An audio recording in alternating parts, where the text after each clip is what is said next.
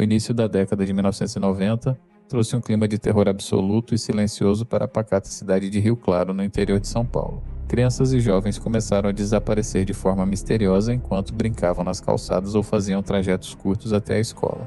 A população local, acostumada com a calmaria das cidades do interior, viu a rotina ser estraçalhada por um predador invisível. A polícia civil enfrentava um verdadeiro quebra-cabeça às escuras, pois não havia pedidos de resgate, pistas aparentes ou testemunhas oculares que conseguissem descrever o responsável pelos sumiços. O medo transformou as ruas em cenários desertos antes do pôr do sol, e os pais passaram a vigiar cada passo de seus filhos com uma angústia constante. O que a investigação não imaginava era que o agressor não utilizava veículos potentes ou disfarces complexos. Ele circulava livremente à luz do dia montado em uma simples bicicleta, observando suas presas com uma frieza animal. O pânico coletivo ganhou contornos macabros quando a primeira alçada foi localizada por trabalhadores em uma área de mata densa dentro do horto florestal da região. O estado dos restos mortais impossibilitava a identificação imediata pelas técnicas tradicionais da época, exigindo exames periciais complexos e demorados. À medida que a notícia se espalhava pelas rádios locais, a certeza de que um serial killer estava operando na região paralisou a comunidade. O modus operandi do criminoso era sádico. Ele se aproveitava da vulnerabilidade das crianças, oferecia doces, pedia ajuda para encontrar um animal perdido ou simplesmente as rendia sob forte ameaça física em locais de pouco movimento. A Polícia Civil montou uma força-tarefa de urgência, mas o assassino parecia conhecer cada atalho e canavial do interior paulista, usando a geografia rural como sua principal aliada para ocultar seus crimes hediondos. A investigação sofreu uma reviravolta dramática com o desaparecimento brutal dos primos Osmarina Pereira Barbosa, de apenas 10 anos, e José Fernando de Oliveira, de 9 anos. Eles sumiram no bairro de Santa Maria após serem abordados por um homem de aparência rude que empurrava uma bicicleta. O sumiço duplo gerou uma comoção sem precedentes, mobilizando dezenas de voluntários em buscas desesperadas por matagais e fazendas vizinhas. A ausência de respostas imediatas expôs a dificuldade das forças de segurança em lidar com um andarilho que não possuía residência fixa ou emprego formal. Um fantasma que cruzava as divisas de municípios vizinhos sem deixar rastro formal no sistema do Estado.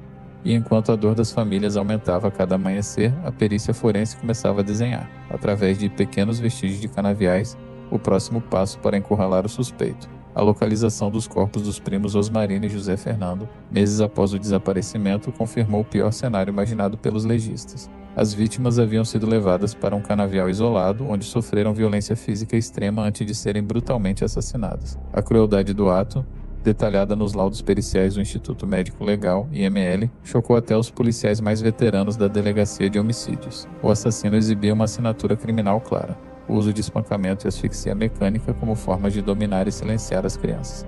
A comoção pública transformou-se em revolta, com a população cobrando ações enérgicas do governo do estado, para estancar a sequência de mortes que parecia não ter fim.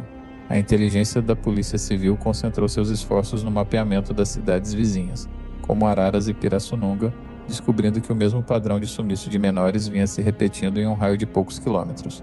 O predador não limitava seu território, ele agia como um andarilho oportunista, deslocando-se pelas margens das rodovias e estradas de terra.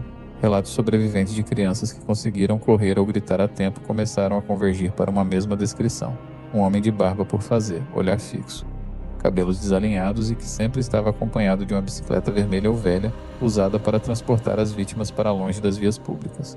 O termo maníaco da bicicleta nasceu nos bastidores das delegacias e logo estampou as manchetes dos jornais, transformando-se no maior pesadelo das famílias paulistas. As dificuldades técnicas da época jogavam a favor do criminoso. Sem um sistema unificado de dados genéticos ou câmeras de monitoramento urbano, os investigadores dependiam quase que exclusivamente de denúncias anônimas e do cruzamento manual de depoimentos.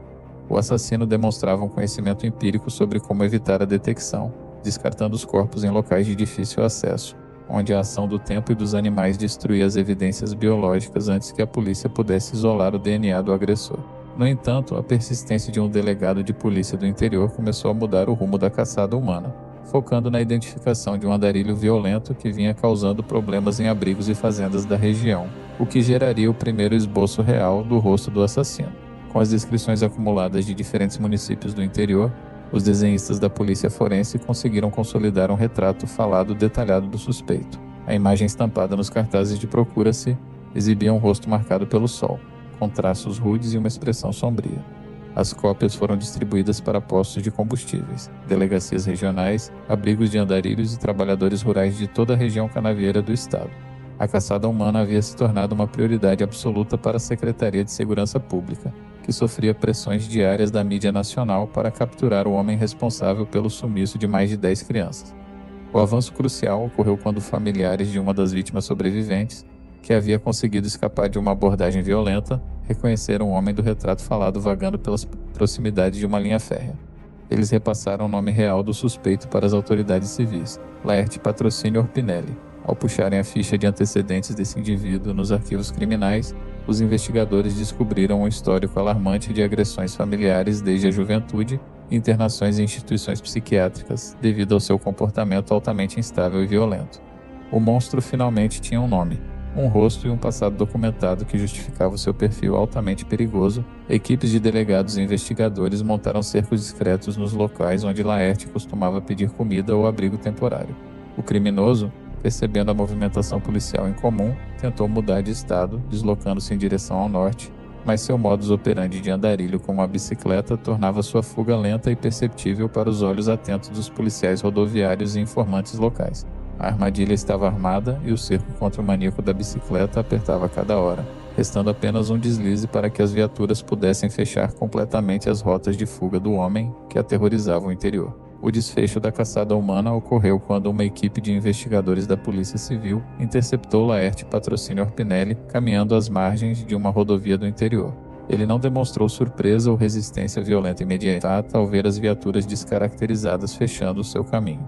Ao ser algemado, manteve uma postura de aparente apatia, fingindo não compreender a gravidade das acusações que pesavam contra ele.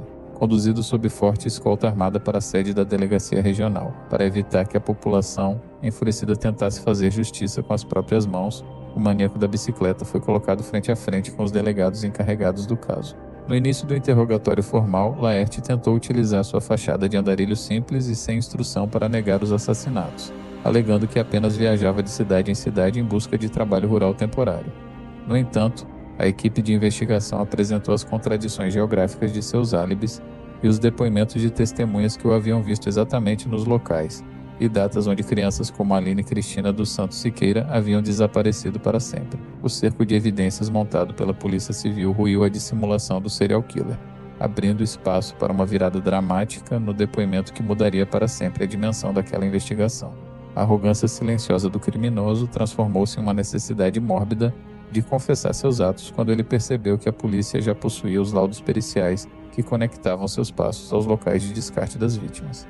Ao perceber que não havia saída jurídica ou rotas de fuga, Laerte Orpinelli pediu um copo de água, respirou fundo e começou a proferir as palavras que deixariam a sala de interrogatório em absoluto estado de choque, iniciando uma das sequências de revelações mais assustadoras da história do crime organizado no país. Uma vez desarmado pelas contradições apontadas pelos delegados, a postura de Laerte Patrocínio Orpinelli mudou da negação para uma vaidade perversa. Diante dos gravadores da Polícia Civil, o maníaco da bicicleta começou a relatar seus crimes com uma riqueza de detalhes que horrorizou a equipe de investigação.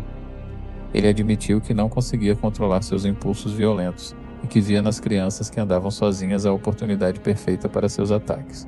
O criminoso explicou como usava a bicicleta para ganhar a confiança das vítimas, muitas vezes oferecendo carona ou fingindo precisar de ajuda para empurrar o veículo, antes de arrastá-las para a morte nos canaviais e matagais da região O. O impacto da confissão de Laerte foi além das fronteiras de Rio Claro. Ele começou a listar mortes em diversas outras cidades do interior paulista, como São Carlos, Araras, Leme e Pirassununga. A cada nome ou descrição de local de descarte que ele fornecia, os policiais ligavam para as comarcas vizinhas para desarquivar boletins de ocorrência de crianças desaparecidas há anos. A frieza do assassino era tanta que ele se lembrava das roupas que as vítimas usavam e da reação delas no momento do ataque. A Polícia Civil percebeu que não estava lidando com um criminoso comum, mas sim com um dos maiores e mais letais serial killers da história do Brasil, cuja contagem de vítimas permanecia uma incógnita assustadora. Os laudos periciais e as reconstituições de campo começaram a ser feitos com base nas indicações do próprio Laerte. Ele foi levado sob forte esquema de segurança de volta aos canaviais para apontar onde havia ocultado os corpos. O cenário era de pura desolação. Em muitos locais, devido ao tempo decorrido, os peritos criminais encontravam apenas fragmentos de ossos e pedaços de roupas destruídos pelas intempéries e pelas máquinas de corte de cana. A confirmação técnica de que as ossadas pertenciam às crianças desaparecidas trouxe um desfecho doloroso para dezenas de famílias, iniciando o trabalho de escavação em massa que mobilizaria o Estado. A força-tarefa montada pela Polícia Civil de São Paulo transformou a região de Rio Claro em um imenso campo de buscas forenses. O trabalho dos peritos era minucioso, com o auxílio de tratores, cães farejadores e ferramentas de escavação. As equipes reviravam a terra nos pontos exatos indicados por Laerte Orpinelli. A imprensa nacional acompanhava o passo a passo das buscas, transmitindo ao vivo o momento em que pequenas peças de roupas infantis e calçados eram retirados da lama, servindo como provas materiais incontestáveis para o inquérito policial. Durante os depoimentos que se estenderam por semanas, Laerte chegou a reivindicar a autoria de quase 50 assassinatos de criança ao longo de 2 décadas de atividade criminosa impune. Embora a polícia tenha conseguido confirmar oficialmente o vínculo direto dele com pelo menos uma dezena de mortes por meio de vestígios e confissões validadas, a magnitude dos números apresentados pelo criminoso colocou o interior de São Paulo em estado de choque. Os investigadores cruzavam os dados com relatórios de andarilhos e trabalhadores temporários da cana-de-açúcar, tentando entender como um homem com aquele perfil conseguiu transitar por tantas cidades sem levantar suspeitas. A resposta estava na invisibilidade social de Laerte. Sendo um trabalhador braçal, ele se misturava facilmente à massa de boias-frias que migravam entre as fazendas durante os períodos de safra. A bicicleta velha era o seu único meio de transporte e não possuía registro, permitindo que ele cruzasse rodovias e estradas vicinais sem ser parado em barreiras policiais. O canavial, com suas plantas que atingiam mais de 2 metros de altura, funcionava como uma parede natural que isolava o som dos gritos e escondia a violência. Reunidas as provas, o caso foi encaminhado para o Poder Judiciário, preparando o palco para um julgamento repleto de tensão e revolta popular. O julgamento de Laerte Patrocínio Orpinelli foi um dos eventos jurídicos mais tensos do interior paulista. O Fórum de Rio Claro precisou ser cercado por tropas de choque da Polícia Militar, pois a população revoltada ameaçava invadir o prédio para linchar o assassino. O clima era de extrema comoção. Cartazes com os rostos das crianças mortas cobriam as escadarias do tribunal, e os gritos por justiça podiam ser ouvidos de dentro do salão de audiências, onde o Conselho de Sentença se preparava para ouvir os detalhes dos crimes. O Ministério Público apresentou uma acusação devastadora. O promotor de justiça detalhou o sadismo do réu, utilizando os laudos do IML para provar que as vítimas sofriam severamente antes de morrer. A promotoria argumentou que Laerte agia com total discernimento, escolhendo as vítimas mais vulneráveis e planejando a ocultação dos cadáveres para garantir sua impunidade. Cada peça de roupa recuperada nos canaviais foi exibida aos jurados como um testemunho mudo da crueldade do homem que assistia ao julgamento sem demonstrar um único sinal de arrependimento. A defesa de Laerte tentou alegar que ele sofria de insanidade mental crônica e que, portanto, deveria ser considerado inimputável ou encaminhado para um hospital de custódia em vez de um presídio comum. No entanto, os exames psiquiátricos forenses oficiais do Estado foram definitivos. Laerte Orpinelli possuía uma personalidade psicopática com traços de perversidade, mas tinha plena consciência do caráter ilícito de seus atos e total controle sobre suas ações de fuga. A tese de loucura foi sumariamente rejeitada pelos jurados, abrindo caminho para a decisão final do magistrado. Quando o juiz-presidente do tribunal leu a sentença de Laerte Patrocínio Orpinelli, a comoção tomou conta do plenário. O maníaco da bicicleta foi condenado a penas que, somadas pelos diferentes homicídios qualificados, estupros de vulneráveis e ocultação de cadáveres, ultrapassaram centenas de anos de reclusão em regime fechado. Embora a legislação brasileira da época limitasse o tempo máximo de cumprimento de pena de prisão a 30 anos, a condenação brutal garantiu que ele jamais receberia o benefício da liberdade condicional ou progressão de regime devido à sua altíssima periculosidade. Laerte foi transferido sob forte escolta armada para a penitenciária de Serra Azul, um presídio de segurança máxima projetado para isolar os criminosos mais violentos do estado de São Paulo. Na prisão, ele foi mantido em uma cela solitária durante os primeiros anos para garantir sua própria integridade física, já que o código de conduta dos próprios detentos costuma ser implacável com criminosos que atacam crianças. O homem que um dia aterrorizou o interior montado em uma bicicleta velha estava agora reduzido a 4 paredes de concreto, vigiado 24 horas por dia por agentes penitenciários de elite. A condenação trouxe um alívio temporário para as famílias de Rio Claro, mas as feridas psicológicas na comunidade permaneceram abertas. O caso mudou permanentemente o comportamento dos moradores das cidades do interior paulista. A antiga cultura de deixar as crianças brincarem soltas nas calçadas ou irem sozinhas até a padaria desapareceu. O medo implantado por Orpinelli forçou uma reconfiguração na vigilância familiar e escolar. gerando debates profundos que atingiram as esferas mais altas da segurança pública brasileira. O caso do maníaco da bicicleta expôs as graves deficiências que o sistema de segurança pública do Brasil enfrentava nos anos 1980 e 1990, no que diz respeito ao rastreamento de pessoas desaparecidas e à integração de dados entre delegacias de diferentes municípios. A falta de um cadastro unificado permitiu que Laerte cometesse crimes em um intervalo de poucos quilômetros sem que as investigações locais conversassem entre si, prolongando sua trajetória de sangue por quase 2 décadas. A partir desse caso trágico, a Polícia Civil do Estado de São Paulo iniciou uma reestruturação profunda em seus métodos de investigação de crimes em série.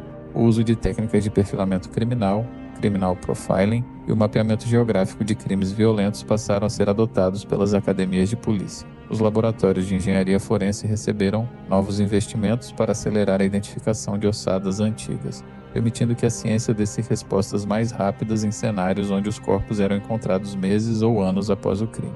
O debate sobre a criação de um cadastro nacional de crianças e adolescentes desaparecidos ganhou força nos parlamentos federais, com base no sofrimento das famílias de Rio Claro. O sacrifício das vítimas de Laerte forçou o Estado a entender que o desaparecimento infantil não poderia ser tratado como um fato isolado ou uma fuga voluntária, exigindo a abertura imediata de inquéritos policiais, uma mudança estrutural que continuaria ecoando mesmo após o desfecho do próprio assassino atrás das grades. O capítulo final da vida de Laerte Patrocínio Orpinelli foi escrito dentro das paredes do sistema prisional. No ano de 2005, enquanto cumpria sua longa pena na penitenciária, o maníaco da bicicleta foi assassinado por outro, detento durante um desentendimento no pavilhão de segurança.